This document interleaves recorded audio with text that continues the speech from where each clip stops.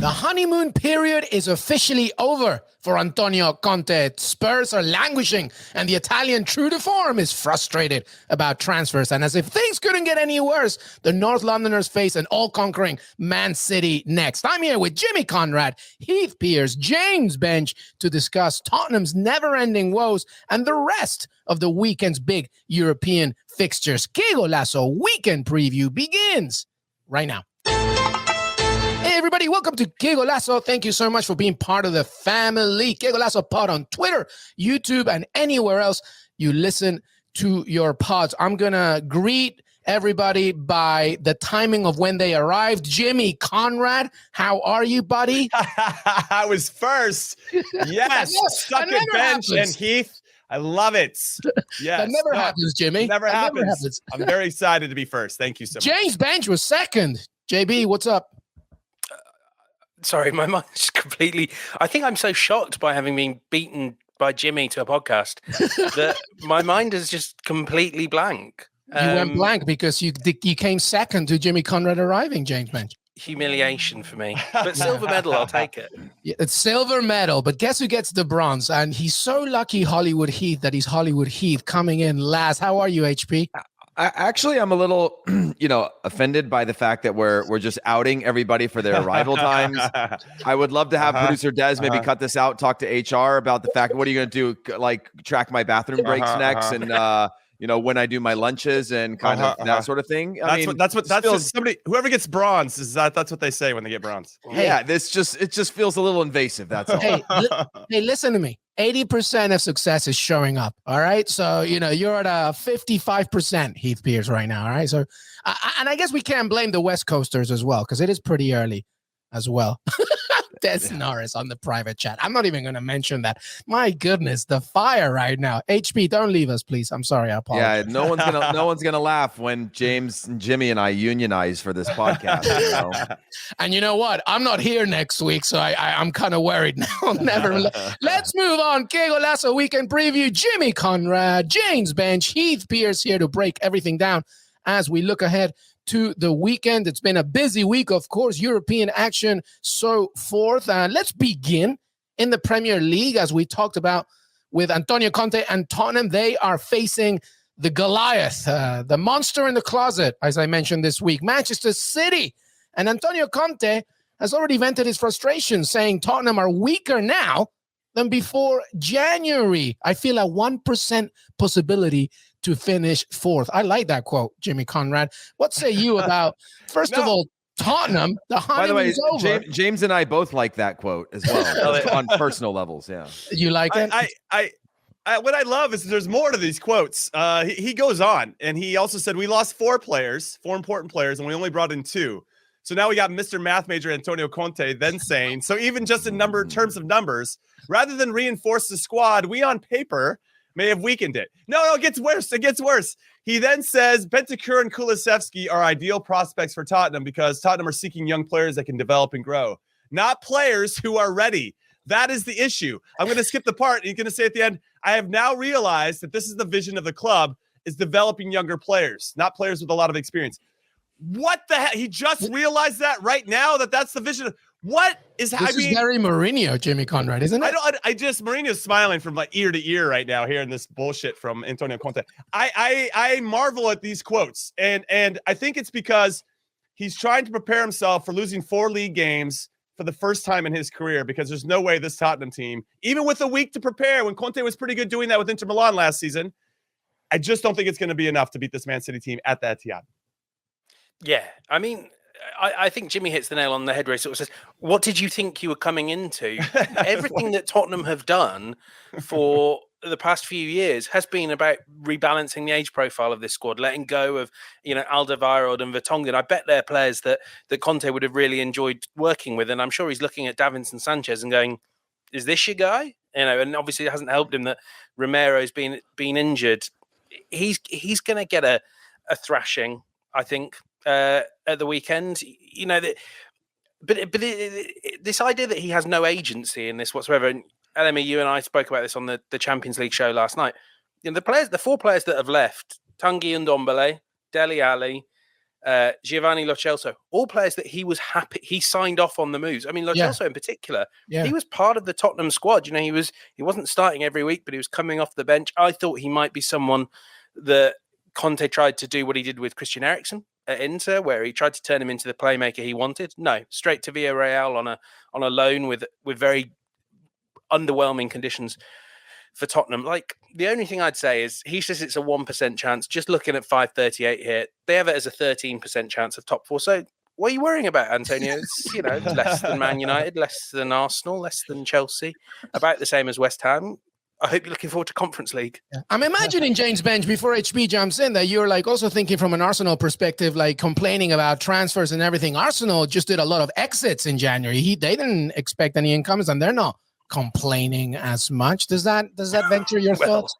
Well, their fans are, and I think Mikel Arteta was quite disappointed. But I mean, both of those teams are doing similar things and in similar positions where they have spent a lot of money in wages and in transfer fees on players that haven't worked out, and you just have to get them off the books. And you know, whether it's Ndombele or Aubameyang, you can't make good deals to get a high-earning Premier League player off your books. You just have to try and find someone somewhere that's willing to help you out on their wages. So, yeah, Conte can't be taken by surprise that he didn't get that much money to reinforce. I think the frustration is that Adama Traore turned them down, Luis Diaz turned them down, striker in non-league that turned them down. Like, there was a desire to do a lot of business, but a lot of it didn't really happen, and you kind of end up with the bargain bin of Juventus. I know he said they're good players, but I think he knows they're not going to put any team over the top in a top 4 race.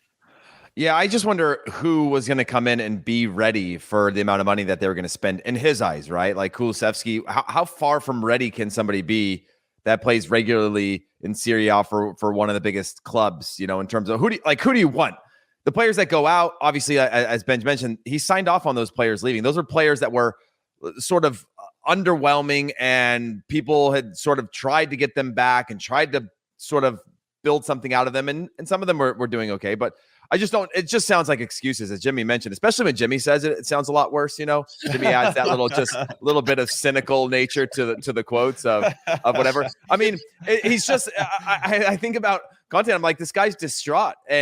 But what did you expect, right? Even if you got the things that you wanted, there's still bigger things at play, like Ben just mentioned, with you're getting rid of some of your high earners. It's not just players go in, players come out. Like, there is a shift that's happening. There's a necessity to clean things up. That's not just about like a revolving door of, you know, swapping players in and out. That's bigger than just the results they're in. And by the way, they never won at the Etihad, and they've conceded 2 goals in each of their last 4 league matches. They are not going to win this game.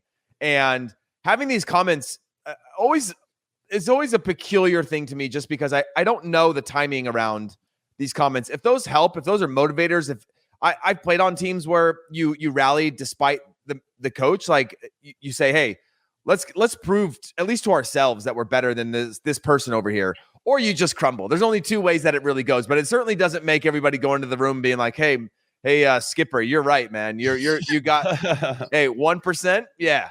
Especially the players that just came in, Heath Pierce. I mean, they're just getting used to like the facilities, whatever, and suddenly they're hearing, there's not that much faith coming from the manager that's in charge of them. It's kind of weird. It's just like, what is ready? I mean, is it if they finish top 4, were those players ready? I mean, is it an XG thing? Is it them looking at statistics and saying like, oh, we brought them in based on the data, and therefore they should be having, you know, 2 assists each by now, or, you know, all these things. I'm just not sure. It's such a subjective response of throwing those players as the excuses, as like, oh, integration and time, and we lost a bunch of things that we never really had recently, and just kind of like looking for reasons to make excuses for this club. Well, I'm going to jump in too and say that Conte took charge of Tottenham on November 2nd, and he had them on a 9-game unbeaten run in the Premier League. So it's not like he just inherited this team during the transfer window. He knew who he had, and he made, as everybody said, he signed off on these signings. And now I think he's realizing, maybe I made a mistake. Maybe we needed to keep some of those guys. And I can tell you, and we've all coached a little bit or whatever it may be, or we support a team where you can see the game plan is working, you know, excellently. And then all of a sudden you got Davinson Sanchez makes some mistake. Davies can't clear a ball, and all of a sudden it's in the back of your net. Hugo Lloris decides to have his worst game of the season, and you're like, it doesn't. My game plan just didn't matter if my guys can't show up and execute, especially the ones that you count on to be 7 and 8 out of 10 every single game. So I think they're running into that time of the year, and unfortunately, Man City are humming, as you mentioned at the top. LME, they had their 1-1 draw against Southampton, and since then they've won 4 straight. They've only conceded once during that. They failed to win just 2 of their last 21 matches in all competitions. They've won their last 7 at home. We just saw what they did to Sporting Club de Portugal in the Champions League. I mean, this is a team that's looking to get into peak form. If they're not already there, I don't see how Tottenham are going to slow them down at all. So, hey, go ahead. I just wanted to throw this in the middle of all that, Jimmy, is what's worse than Conte saying 1% are the odds of Tottenham winning in this game at plus 1,000. 1,000, dude. So, it's crazy. I went on makes me want to play it. Plus 1,000 for Spurs to win straight up. That's insulting for a team that's looking to get into the top 4 and have games in hand to potentially make that happen. Yeah, that is crazy. So basically, what I want to throw out there to all of you that are here with me and then everybody listening and or watching, do you think Tottenham going to score? Because we all believe that Man City is going to win. If you think Man City are going to win and both teams will score, it's plus 190. That's pretty decent, all things considered, especially with that plus 1,000 dangling out there. But if you think that Man City will win and get a clean sheet, that is just plus 100. So it's not as fun. But those are the two I'm kind of looking at. Raheem Sterling's on fire, and he's a confidence guy.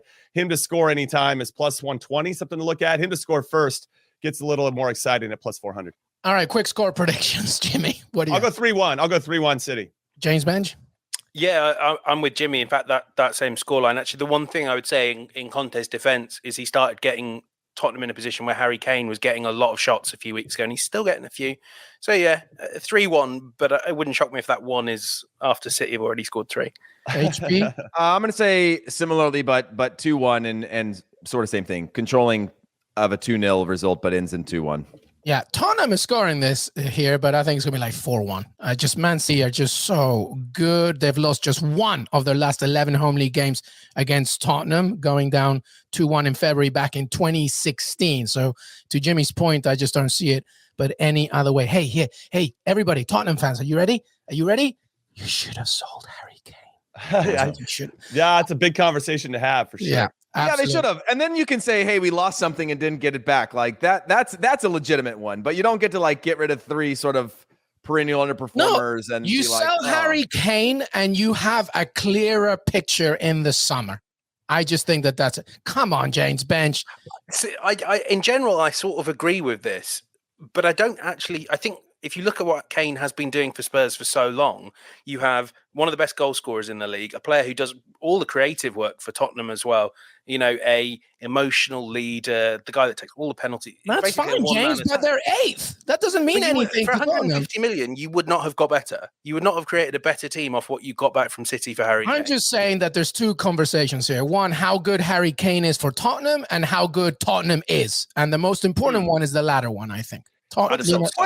Put some respect on Roberto Soldado's name. They would have brought him back, and he would have banged in 10 to 15, Bench. Come on, man. That's true. All right. Well, let's move on because we could talk about this forever. But we're staying in the Premier League. Leeds United. Marcelo Bielsa's Leeds United against Manchester United. These games are usually fun. 2 desperate teams, by the way. But, in the middle of all this Champions League action, Cristiano Ronaldo, Bruno Fernandes, Manchester United did beat Brighton. Man United are now 4th right now. Obviously, they overtook West Ham, by the way, same hand, but Arsenal do have 3 games in hand as well. And now they're facing Bielsa's side, and his future a little bit up in the air. Jesse Marsch, reportedly the top candidate to replace the Argentinian. I don't know. I think that's happening. I think it's happening. I think it's going to happen. So? Yeah, I think there's a high percentage that happens. It sounds like we're about to hear the word sources. We got keep going, Heath Piercio Romano over there. Heath Romano. Let's talk.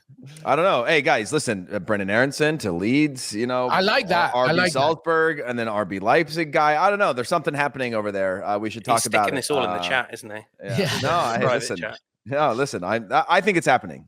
Listen. Whether it happens or not, one thing is for certain. Marcelo Bielsa never commits anything longer than a year. I feel that maybe he's done his duties for Leeds United, taking them back to the Premier League. Who knows? But regardless, Leeds United are 15th, 23 points. It's not that far away from the relegation zone. But, they are showing some life, but they're facing a Manchester United side who are obviously vulnerable. James Bench, let's begin with you. How do you see this game? Well, I mean, historically, as in since Leeds have come back from the Premier League, they've been a perfect opponent for Man United, who just love running through teams that leave them a lot of space and kind of don't require structured breakdown play, just run really fast and run past them.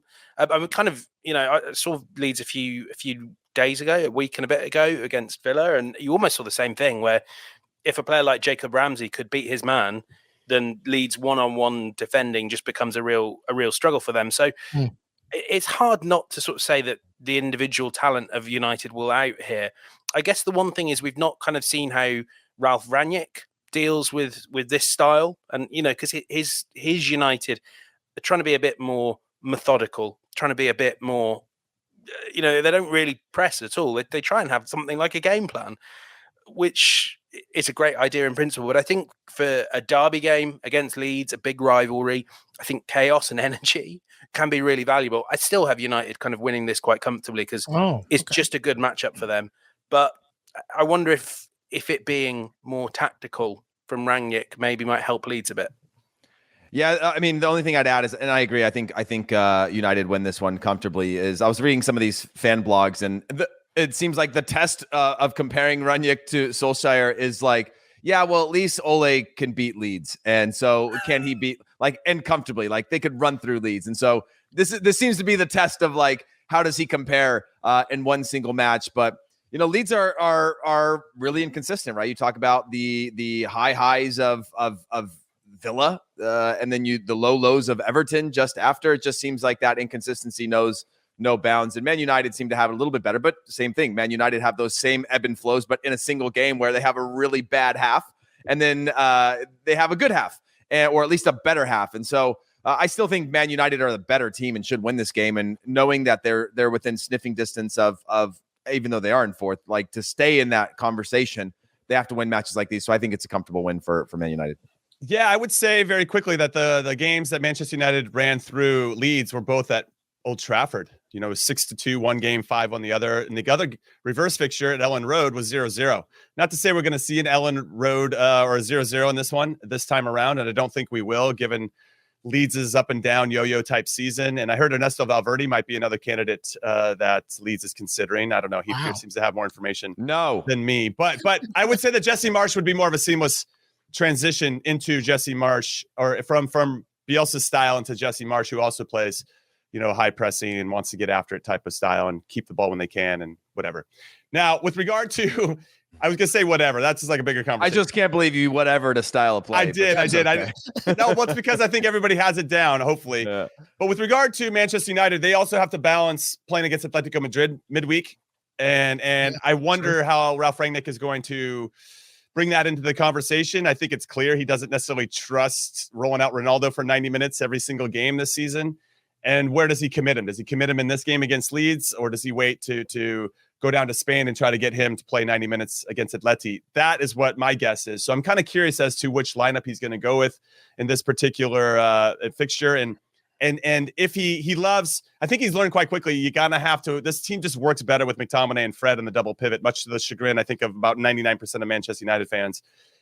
But if that's what your system's built around in some ways, and everybody feels comfortable in that, then why get away from it? So I'm kind of curious to see what they do against Leeds and then how they try to pivot to Atleti. Not only do they have Atleti twice over the next couple of weeks, they got Man City, Tottenham, and Liverpool coming up as well. And I think it's going to be really important for Rangnick to solidify what that style is, get everybody to buy into that. And then obviously you got to pick the right players to go out there and execute, which has been a bit of a trick for a couple managers at Manchester United in recent Very years. quick on these tips there, Jimmy, because I like the draw here, plus 285. I mean, listen, Leeds United have won just one of their last 16 games against United. That was at Ellen Road, 1-0 in 2002. Jermaine Beckford. Yep, that's right. So what do you think? Yeah, I mean, I guess this is one of those where I would honestly, if I really want to bet this game, I would look at the starting lineups and just kind of take a glimpse at what Rangnick's looking at and what he's looking to do. The draw's not a bad shout, but I lean with the other guys. I think Man United, I don't know if they're going to win comfortably. They don't seem to win comfortably very often this season. I could see maybe like a 1-0 squeaking it out. And, it's a penalty for Pinaldo, and he hopefully he makes it this time. Bench, quick score prediction? I think this will be 3-2. I think it'll be a fun game. 3-2 to United. Yeah. All right. Bet Hollywood? on the goals. Yeah, I'm going to go with, I actually like James Bench 3-2. Obviously, in 8 of the last 9 matches for Leeds, there's been 2.5 goals scored. So I like the 3-2. Let's just go with big goals, lots of fun, everybody wins. All right. I guess I'll go with goals, but I'm going to be boring. I'll do 2-2 draw, I think, in this one. Something to that effect. All right, let's keep going here. Crystal Palace against the world champions, the World Club. They've won everything. Chelsea, Mason Mount. He's injured. Is this it? Is this it, Heath Pierce? Christian Pulisic. Is this time to shine against Patrick Vieira's Crystal Palace? Yes. The excitement was that convincing? Was that convincing or no? Pulisic's performance, no, it wasn't. Yeah, and I'll make exactly. I'll make this quick. And Jimmy and I have talked about this a lot on the USMNT hour of just Pulisic in general. Of like, are we seeing his best? And is his best consistent enough to be a consistent starter at a club like this? I think this is his opportunity. These are always opportunities. He's gonna have to see it as that. And you're playing against a very inconsistent Crystal Palace side that loves to draw and are comfortable with trying to take you to a draw. And so it'll be interesting if he gets the time to try to break down a somewhat stingy defense and make a case for himself as a starter. I think so. Obviously, kind of like we were saying with Ronaldo, Pulisic has the advantage that there are 2 important games in quick succession. Chelsea, kind of because they've been out of Premier League action for a while, they could do with bumping up that points tally, just making sure they've not got any worries about the chasing pack in 4th and onwards.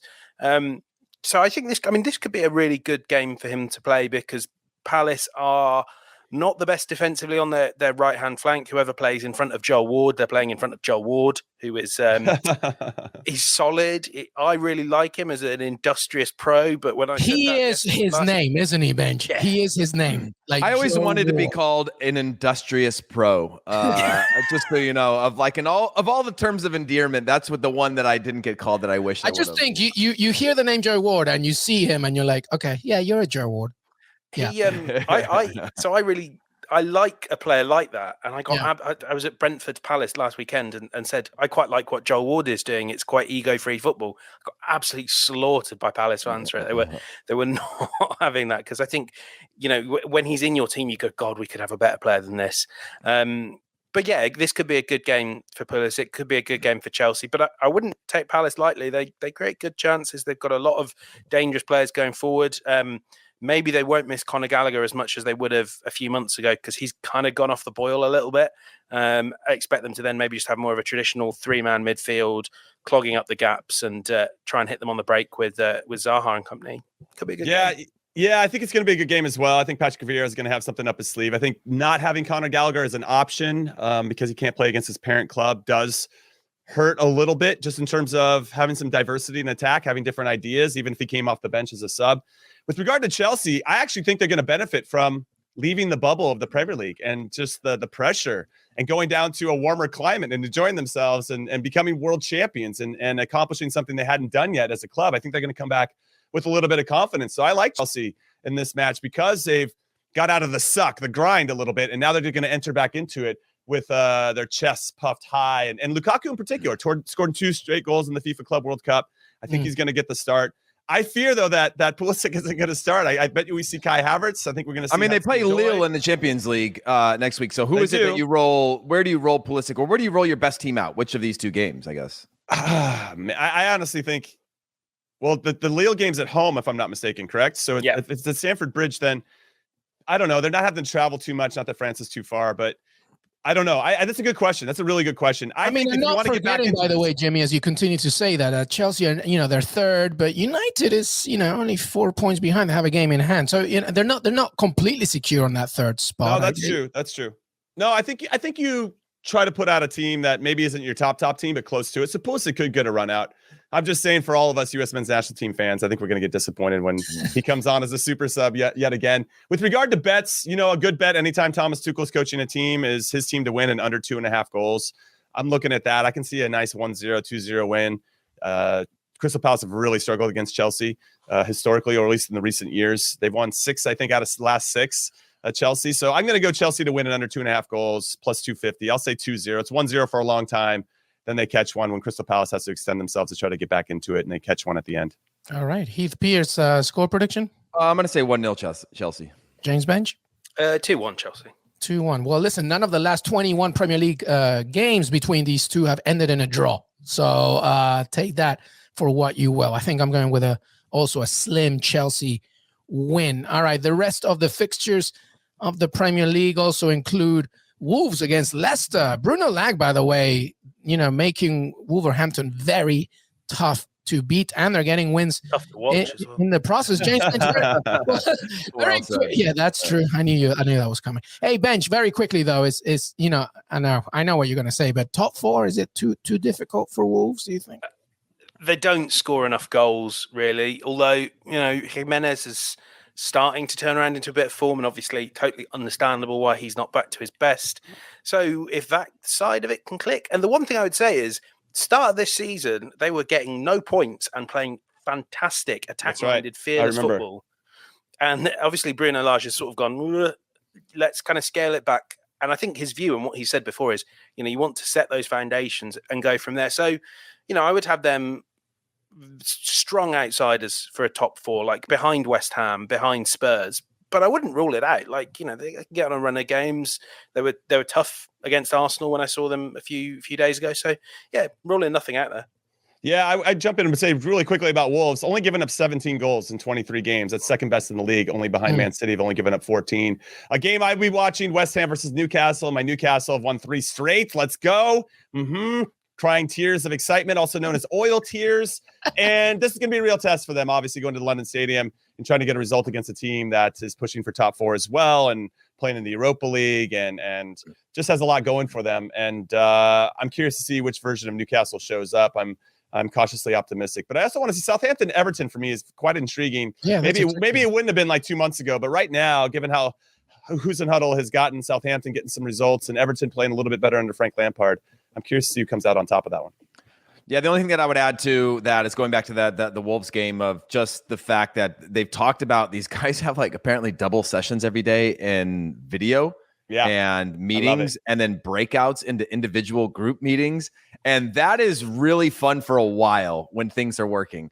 But when it's that much of a shock of going from the casual pregame video chat to these types of things, that could take its toll. Having said that, with argument to a top 4, as Benj mentioned, as an outsider, they did draw versus Chelsea. They beat United. They beat Spurs. Obviously, lost to the Arsenal. But they are able to find ways to get results against some of these bigger teams and keep it close and grind those out. So there is an argument if they can continue to take those that you would usually suspect that they drop. Again, I do think there's an issue in terms of scoring goals. So but there's something there. They play Arsenal midweek next week, so that will really, I think, kind of determine at the Emirates. So, and Arsenal's very good at home. So that one might make or break which one really has a legitimate chance of getting top 4. Yeah, another sneaky game in the middle of the Champions League. Go ahead, Bench.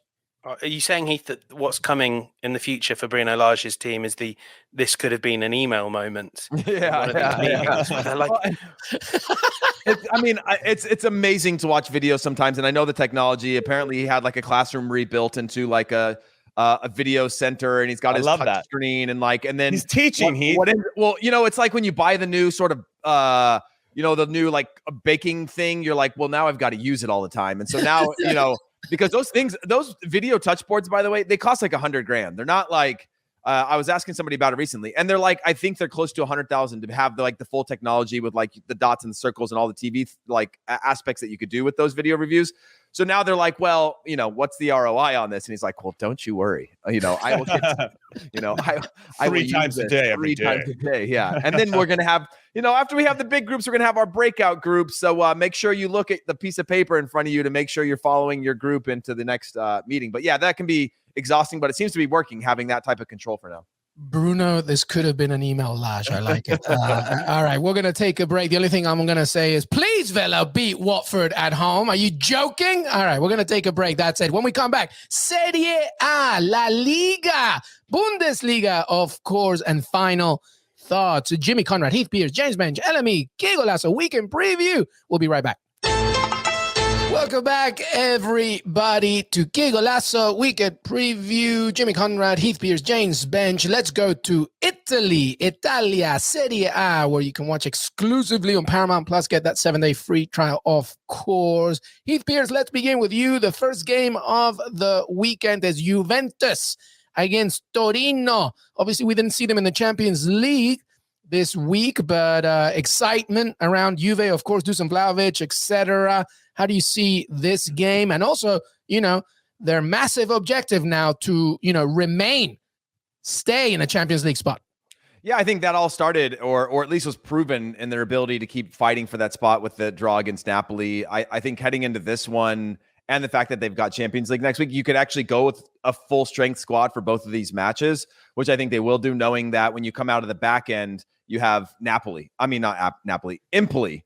Which is a very different opponent than Napoli. And so that's where I think you have your opportunity when you're sort of building out, like, where can we take our chances to play our full strength squad? That's where I see them really being able to kind of roll out a tough team. A lot of times we talk about, rotation and things like that, but if anytime that you can build a run of form and consistency with your lineup going into a bigger game, I think that's always a plus. And this is one where I could see them, obviously, getting a result for sure. I think they win this one. But also rolling out a very similar lineup going into the Champions League, knowing that they've got a little bit of a window for rotation coming up after that. Yeah, those are good points from Heath. I would add that I think they're trying to figure out what their best formation is, because prior to Chiesa getting hurt, they were starting to settle into a nice 4-2-3-1. Mm-hmm. Then when Chiesa came out, they made some January transfer window, big signings, obviously. It really kind of changed, and I think they morphed into more of a 4-3-3. Well, Zakaria, I think he fits better and a little bit closer to the 6 or in a double pivot, but he had him out wide a little bit more, and I don't think it worked. And in this particular game last week against against Atalanta, they didn't even start Zakaria. They had Locatelli kind of sitting in the 6 and Rabiot and McKennie on either side of him. And I feel like they just move better with a double pivot. So you got to have Zakaria next to Locatelli. They both benefit from that. And then you got to figure out who that third midfielder is. I would prefer McKennie, of course, over Rabiot. Their front three, though, looks settled. Morata's looked very good since Vlahovic has shown up. Dybala seems to have settled in right off of his shoulder. And Vlahovic is a good proper number 9, and he's made such a big difference just in terms of, I think, their belief going forward that, hey, every time we go and start an attack, we might score this one. Whereas before it felt like, I hope we score this one. And there's a really a significant difference there when you kind of have a certain type of purpose when you're running forward. Hey, by the way, real quick, sorry, James. I said Napoli when I meant Atalanta earlier in terms of grinding out the result for Hollywood. How dare you? We'll never clarify that before somebody starts what a pundit. Yeah, throwing things. I just needed to clean that up real quick. Need to clean up at least one piece of trash that I've said so far today. Yeah. Apologies to the people at Bergamo for my colleague. Yeah, that could have been an email, Heath. Yeah, that could have I mean, going back to what Jimmy was saying, I think when you sort of read the Italian press and the Turin media, the transfer window, whatever you think of Vlahovic and Zakaria, I think they're both good players. I don't necessarily think they're going to be world beaters in a Juventus shirt. But what it does is it offered a bit of impetus to the place. And I really like kind of where Juventus are heading. And I know a few months ago I was coming on these and consistently saying, look, they're getting the results they deserve by their underlying numbers and all that. Since they lost to Atalanta back in late November, they've tightened up defensively enormously, even though they haven't necessarily had Chiellini and Bonucci week in, week out. They're down to 0.8 XG allowed per game. The midfield is kind of settled into a role that's prosaic. You're not going to confuse this with Pogba and Pirlo and Vidal, but it gets stuff done. And like Jimmy said, I think that if you've got the top of the pitch just clicking into gear, people know what they're doing at the back, then sometimes all you need is a midfield that just keeps it moving, that doesn't do anything too flashy, that's full of good, not great players. So I really like them, and I'll kind of be watching this game a little bit behind my sofa, because doing the pre round of 16 predictions, I went mad and said Juve might reach the semi-finals. Wow. So I need Juve to keep this form up, please. Otherwise, I'm looking forward. But you did say something there, James. Vlahovic is not a world beater. You don't think? No, wow. He's bullied bad teams in Serie A and taken a lot of penalties. Wow, he's good. But particularly when Arsenal were being linked with him, I was watching his stuff going, this isn't a £75 million striker. He's not that good. Interesting. Wow, I can't wait. I can't wait to show this to Kristen Cooper. I can't wait for her to be all over. Des is going to clip this up, isn't he? When Vlahovic scores a hat trick. I know. Well, it's his first Turin derby, which I think is something of note. Even though Juventus control this from start to finish, I think the last time Torino won was back in 2005 or something like that. So it's completely owned, one-sided. But at least in terms of when it comes to local rivalries, derbies, I think this will be. I can't wait till Serbia beats England in the World Cup because Vlahovic and Mitrovic just dunked on Harry Maguire. By the way, Jimmy and Heath, what do you think about the prosaic Weston McKennie? Are you impressed by that, or what do you make? Go ahead. Look at that silence. It's tumbleweed. You know what? Weston McKennie continues to prove people wrong, and we'll keep adding names to the list. So it's all good. I love it. Kicking butt and taking names. America. Yeah, he just needs to show up. That's the only thing. Juventus have found the net in each of their last 21 games against Torino, so expect goals in this one. All right, let's move on. By the way, because we got Fiorentina, Atalanta, Inter against sexy Sassuolo. James Bench, let's start with you. Fiorentina, Atalanta is a good one as well. And Inter, of course, who just lost to Liverpool against Sassuolo. What do you make? Anything from those games?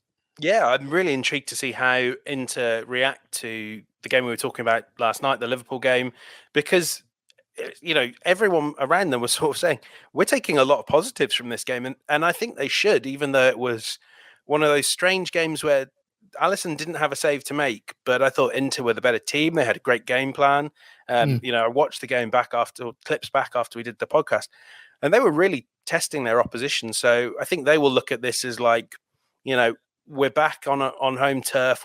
We're back in Serie A. Let's show these teams that we mean business, and let's kind of take out some of our frustration on Sassuolo. And looking at those odds there, I'd be putting some money on a chunky Inter Milan win. I thought they were really good, and against a team that wasn't at Liverpool's level, they might have won convincingly. Yeah, the only thing that I wanted to add on the Atalanta game is I was looking at the table, and there's a bunch of teams on, I don't have it in front of me now, but a bunch of teams on 12 wins in the league. And when I think about Atalanta playing Fiorentina, this is a difference of moments. Atalanta right now are giving up a lot of points in the league recently, just in terms of their form. When I look at just in their last, 9 games, 2 wins only, 4 draws, and 3 losses in that time. Pretty uncharacteristic of an Atalanta side, especially this time of year when they're fighting for that Champions League spot. That when I look down, I'm looking at Atalanta, Lazio, Roma, Fiorentina, all on 12 wins apiece. Juventus just above them. That's getting really thick, and it's going to come down to these individual moments of being able to grind out results, whether that's sticking with a point or being able to get 3 points. And I think this Fiorentina and Atalanta one's going to come down to perhaps a moment in the game that could swing either way. But there's certainly no comfort in that 5th position right now in the league between these teams. And Fiorentina, while you wouldn't really put them in the same category, are quietly going about their business to be able to potentially move into some of those higher spots in the league. Yeah, I jump in on that game really quick because they just played against each other in the Coppa Italia, and Fiorentina won that one 3-2 in Bergamo. So Atalanta, again, can't do the business at home. 2 penalties for their new signing, Krzysztof Piątek, penalty merchant. Apparently that's what he's being called, or that's what I'm calling him. Friend of the show. No, he must be really nice. I'm glad he's good at taking penalties. But I'm glad he's good at taking penalties. Not everybody is. Looking at you, Leo Messi and Cristiano. Man, that's number 2 behind being industrious. Is like, I'm glad he's good at taking penalties. You guys. No, he's actually. Listen, he's got big shoes to fill. They just lost Dusan Vlahovic, and there's probably going to be a bit of an emotional let off that you're kind of giving away one of your best players, and not to some other team in another league. You're giving them to Juventus of all teams. So that's got to be a little frustrating when that happens from time to time, especially when they just sold Federico Chiesa not too long before that. So Fiorentina, clearly the farm team for Juve. But what I like about Atalanta, even though they've lost Duvan Zapata, it looks like Luis Muriel isn't in best relationship right now with Gasperini, the manager. They did sign 18 million from Sassuolo, Jeremy Boga, who used to be for Chelsea. So another former Chelsea player coming good. I really like his game a lot. He scored against Fiorentina midweek, and Atalanta basically gave that game away. And Atalanta are perfect away from home. Not perfect. They got 9 wins and 2 draws, 0 losses away from home in Serie A, the best away team by a long way. And I think they're going to do the business and try to get some revenge here in Firenze. But I also wanted to give a shout out to Roma versus Verona. They're both, I think, all have 12 wins as well. But Roma has 40 points. Verona has 36. So Mourinho's got to do the business at Stadio Olimpico to try to create some distance, as Heath was mentioning, between some of these teams that are all kind of stuck in the middle together. One interesting point that's kind of worth throwing in the mix at the end as well is just remembering how many of these teams in the title race and in the top 4 race are going to have Thursday commitments going forward, or a lot of European games. We'll see as we're recording this before the Europa League, but Napoli have to play Barcelona. That's going to take a lot out of them. Also, Atalanta in the Europa League, Roma in the Conference League, and Lazio as well. It's heavy work at this stage of the season. You see in so many years, in so many leagues, that kind of the team that at this stage can just focus on the league, it's often what swings like a title race. And maybe that's great news for Milan, or a race for top 4, which could suit Fiorentina down to a T. Yeah, this is what makes Serie A so intriguing, of course. And don't forget, Atalanta are 5th, but they have a game in hand on Juventus and only 2 points under them. All right, let's go to Spain. La Liga, I-Liga. There's a lot going on. As James Bench mentioned, we are taping this before the Maradona derby as Barcelona host Napoli, and they are visiting Valencia. There's also Athletic Club against Real Sociedad. Granada against Villarreal. By the way, watch out for our Arnaut Danjuma interview on YouTube. He's great. Jimmy, let's begin with you. La Liga. What say you, my friend? What are you looking for? Well, I'm obviously looking for a response from Atletico Madrid. I say this every goddamn podcast because they can't seem to get it together as the reigning champions, just losing to Levante a couple days ago, midweek. The Levante's bottom of the table, so thanks for that. Atleti, a bit of a dumpster fire, so kind of curious to see how they respond against Osasuna. Barcelona, of course, this is being taped before the Napoli game. They're hosting that one, so I'm curious to see how he balances his lineup against the Valencia team that are going to be tough to beat. And then, of course, can Real Madrid, how are they going to play against Alaves and continue to try to create some space at the top of the table? But as Ben said about Serie A, same thing happens with La Liga. You got a lot of these teams that are competing for the top 4 that are also competing in Europe, and not a lot of these teams have that much great depth. So I'm kind of curious to see how these managers balance all of it. I was a little shocked, Jimmy, when I saw the Levante loss, and I was like, yes, let's go, kind of like for controversy. And then I went back and looked at the table, and I was like, oh, they're still in 5th, tied with Barcelona in 4th, and 4 points out of 3rd. And probably not going to finish 2nd this year, but I know it's a dumpster fire for their standards, but they really are just a couple, one streak at some point for the rest of the season away from being able to secure that European slot. Which, when you look at the results, when you look at the way in which they're playing, when you look how different it is traditionally, this is usually when chaos sort of reigns supreme and they can fall to 6th, 7th, 8th place. But the fact that they're still teetering on Europe gives them some hope and their ability to just sort of stay in Europe. Anytime that you can have a crap year or a potential rebuild year or something that's underwhelming but still qualify for Europe, I think could be seen as a positive in the end, and they're still close to it.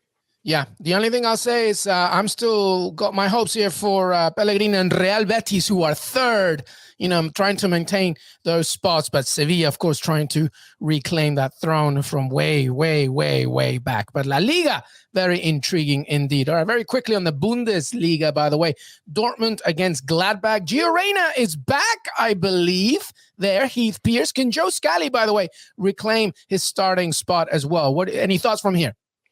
I'm not sure about Joe Scally. I think he's caught up in just the throes of being a young player in the Bundesliga on a team that's not performing or doing particularly well. We saw that with Josh Sargent at Bremen. We saw that also with Weston McKennie as Schalke were going through all their issues and then going down to the 2nd division.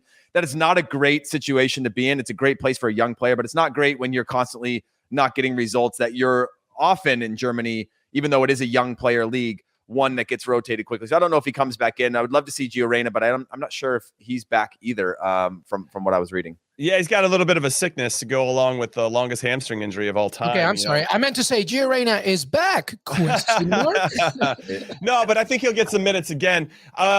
One of the games I'll be watching is Wolfsburg versus Hoffenheim. Obviously, you got John Brooks. For those that don't know, was named in the Bundesliga Team of the Week last week. So I'm kind of curious. Go. As John Brooks continues to maybe continue to play at this level heading into this next window, do you want him in? And also that goes for Jordan Pifok at Young Boys, who's got 19 goals in 31 games this season. Like, these guys are starting to play at a level that, all right, I mean, it's almost undeniable. So I'm kind of curious to see how he does against a team in Hoffenheim that has Chris Richards, who should be starting for them. So we got two U.S. men's national team defenders going up against each other. Wolfsburg currently sit in 12th. They need this a little bit more than I think Hoffenheim does. That said, Hoffenheim are in 5th.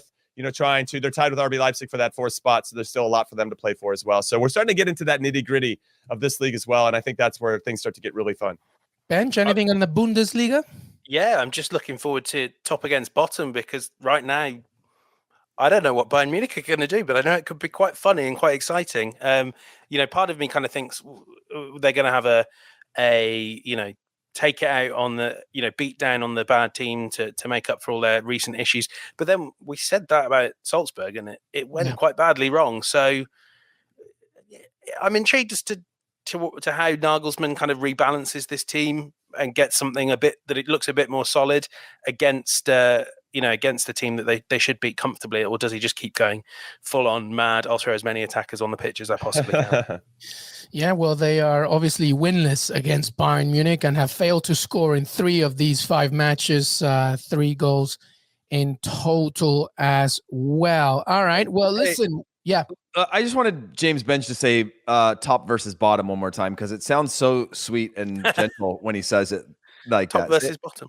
I don't know, man. Sorry, it just sounds it just sounds really nice when you say it. This is like that scene in Love Actually. Isn't it makes a greater for not seem like things are going so bad for them when you say bottom the way that you do. Like a scene in Love Actually. Well, like Hugh Grant's character, like, no, the guy that comes over to America and everyone loves his accent. Oh yeah, that's right. He actually does say that, doesn't he? Yeah, the guy from My Family. Yeah, that's right. Yeah, I love it. Hey, everybody, that's it. That's our weekend preview. Qué Golazo, James Bench, Heath Pierce, Jimmy Conrad. Before we say goodbye, final thoughts. Let's begin with you, James Bench. Any final thoughts? Anything that we haven't discussed? Yeah, I'd like Heath and I to get some credit for not really bringing up Arsenal very much. Yeah. I think we deserve that. That's true. I think it'll actually be a really interesting, important game for them. So I'm going to bring them up now. Yes, I knew it. You're getting no credit. Having said that, lost 4 of their last 5 even. Obviously, it was a really tough time for them on the opening day of the season. But I think if they win this, top 4 is really, really within their hands. And I think they'll be expecting other teams to drop points as they pick them up. So big day for Arsenal tomorrow. Also. Yes, good luck to them, and I think they'll be fine. I want to bring up the She Believes Cup, the U.S. women's national team getting back after it. They got Iceland, New Zealand, and Czech Republic are all playing in this tournament. They'll get to play against everybody, and I think as we start to see this kind of new generation pushing through, I'm excited to see which players are going to replace the big names like Carly Lloyd, and is it going to be Trinity Rodman, Kat Macario? So fun times, I think, for the U.S. women's national team. Yeah, oddly, Jimmy, I had a call yesterday. Here's my humble brag of the day with Carly Lloyd, and it was just weird to hear her be like, "I don't know what I'm doing next," and it's weird to know that like she isn't fully occupied with the team. But my final thought is, Saint Etienne are on a three matches on the bounce wins and are now clawing their way out of the bottom. They play Strasbourg, who are somehow near the top, and so just an interesting one. Obviously, if anybody knows who Bergerac Perigord is, beat Saint Etienne in the cup, knocked them out of the cup. Sounds like a bottle of wine that you would drink, but it knocked them out of the cup. But Saint Etienne seem to be finally finding their form and may actually find hope after all, but they have to play against PSG soon after that. So that might be the humbler. But yeah, just a game worth watching in terms of table implications. Miguel Trauco, baby, Peruvian left back. He plays for Saint Etienne. All right, the only final thought I have is this is my I'm leaving. I'm away next week. This gang right here are going to take care of everything. I haven't seen my sister in 3 years, all right? I need a break, but I'll be back at the end of next weekend. But by the way, MLS will return. And next week, Jimmy, Heath, Bench, Jonathan Johnson, Fabrizio, plenty of guests will be covering Champions League for you. And we have a lot of great MLS content as well coming your way. USMNT Hour, so much more. So thank you so much for being part of the family. We're nearly there to 10,000 subscribers on YouTube, by the way. I've been saying that for like a month. Like, get on it, please. I want to keep on. Easy. Yeah, exactly. Just click the button. Seriously, just do it. Jimmy Conrad, thank you so much, brother. Thank you, guys. Always a pleasure. James Bench, always a pleasure. Thanks for having me. Heath Pierce, thanks, man. Hey, last note. I just wanted to point out. Listen, I just wanted to point out. I find it a little absurd that HR is approving your time off, but they're not. They're okay with you outing me on the start of the show. I gave them for being last. I just want to point that out. I sent them a case of Inca Cola and gave them some Peruvian guilt, and they were like, "All right, fine." Just accept the bronze medal, Heath Pierce. You got the bronze, buddy. Yeah. Get here early next time. Yeah. Thanks for the trophy, guys. Yeah, just be lucky you're not fourth, Heath Pierce. All right, thank you so much, everybody. Make sure to follow us on Twitter. Qué Golazo Pod. Asking James to say top versus bottom was an HR violation, says Dustin. Have a good one. We'll see you next time. Enjoy the games this weekend.